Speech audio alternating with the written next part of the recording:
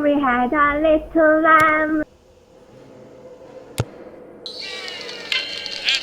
From the classiest radio station on the air, this is... Welcome to the Black Rabbit's Curse, where every shadow hides a sinister verse. Hear the airs thick with dread and tales of terror twist in your head into the dark unknown, where fear takes root and chills the bone. Beware, dear traveler, for once you're here, the curse may linger year after year. Whispering Shadows Part 2. Jane bolted out the room, her heart racing. She stumbled into the hallway, her breath shallow and frantic. "Claire!" she shouted. The house was silent, too silent, except for a faint cracking of the old floorboards beneath her feet. She found Claire in the living room, standing by the window. Her back was to Jade, and her posture was unreadily rigid. "Claire, there was someone outside my window," Jade said, her voice trembling. Claire didn't respond. "Claire!" Jade approached her slowly, her hands shaking. She reached out and touched Claire's shoulder. Claire turned around, but her face was wrong. Her eyes were too wide. Her smile stretched too far. Her skin seemed pale and waxy, like a doll. "You shouldn't have come here, Jade," Claire said with her voice flat and monotone. Jane stumbled back, knocking over a lamp. The crash echoed through the house, but Claire didn't flinch. Instead, she stepped forward, her movements jerky, almost mechanical. Panic surged through Jade as she ran and turned for the door. She fumbled with the lock, her fingers trembling, and it threw open. Outside, the street was empty. The town was eerily quiet under the pale moonlight. She ran, her breath coming in short, sharp grabs. The cobblestone street stretched endlessly, every corner looking the same. It was as if the town itself was shifting, trapping her in a maze. Behind her, she heard footsteps, slow and deliberate. She didn't dare to look back. Jane spotted the church at the end of the street, its silhouette looming in the darkness. The heavy wooden doors cracked as she pushed them open and slipped inside. The air was cold and faint scent of damp stone filled her nose. She turned and locked the door, but the footsteps stopped just outside. A shadow moved beneath the crack, and then nothing. "Hello?" she whispered, her voice echoing through the empty space. Her eyes adjusted to the dim light, and she noticed something strange. The walls were covered in symbols, patterns carved into the stone. At the center of the room stood a statue, tall and forbidding, of a figure, elongated limbs, hollow eyes. Suddenly, she felt a presence behind her. She spun around, her back pressing against the cold stone of the altar. It was Claire, or whatever Claire had become. Her head tilted unnaturally as she spoke. Her voice echoed, though it came from everywhere at once. You shouldn't have seen this, Jade. You were never meant to leave. Jane's mind raced.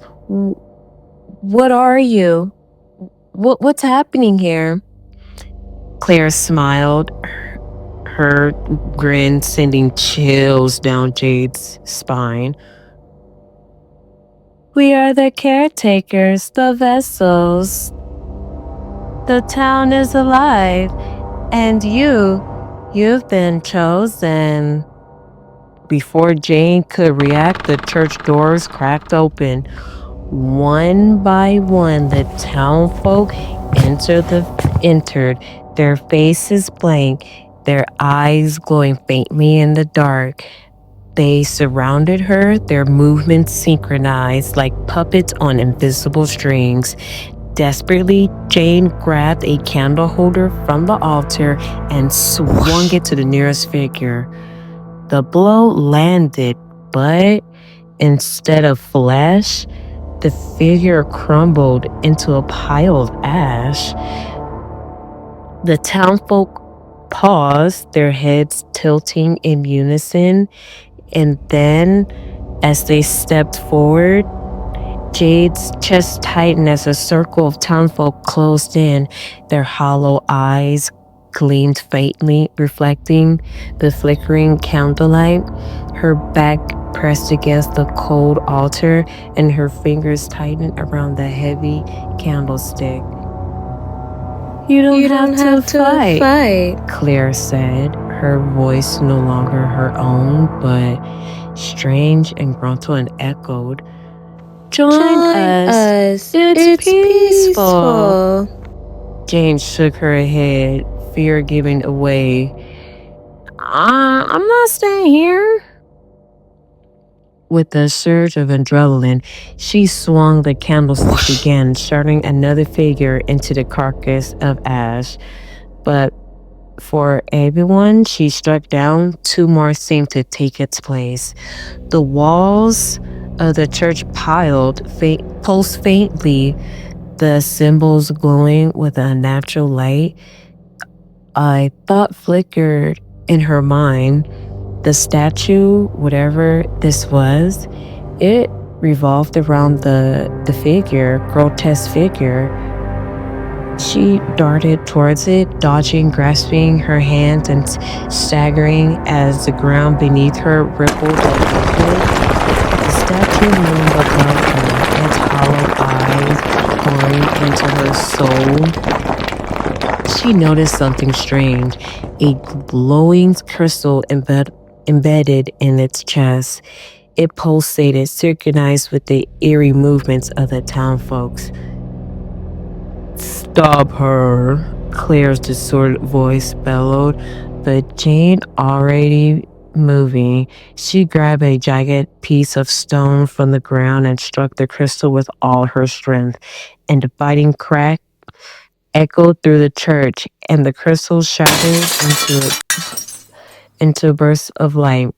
The townfolk froze, their heads snapping towards the statue in unison. For a moment, everything was still. Then, like marionettes, with their strings cut, they collapsed on the ground, lifeless. Claire crumbled at Jade's feet, her face flat, but human again. Jane knelt beside her, shaking her. Claire, wake up! Claire's eye fluttered open.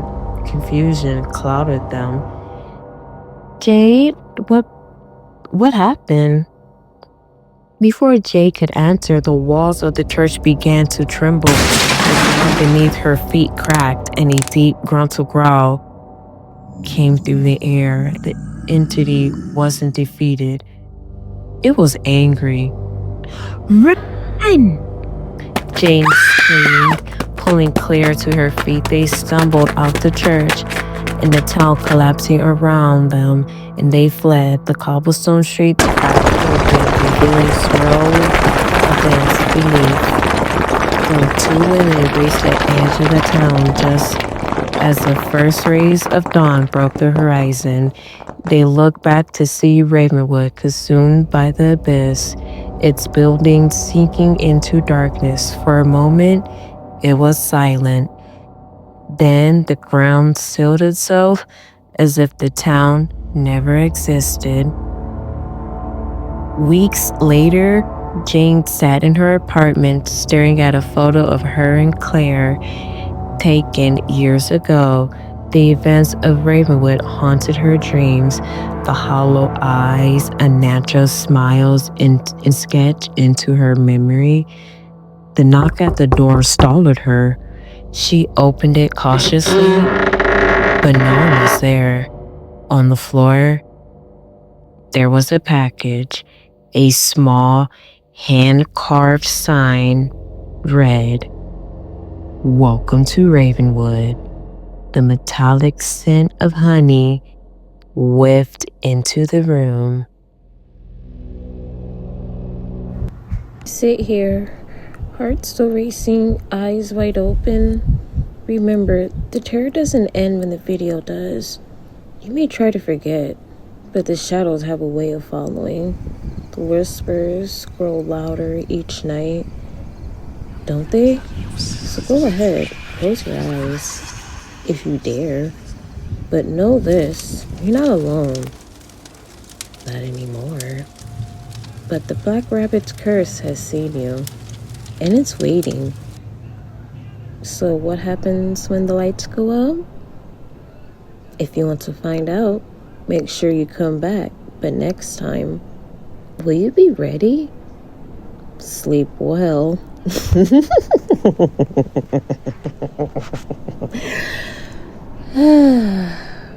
Or don't.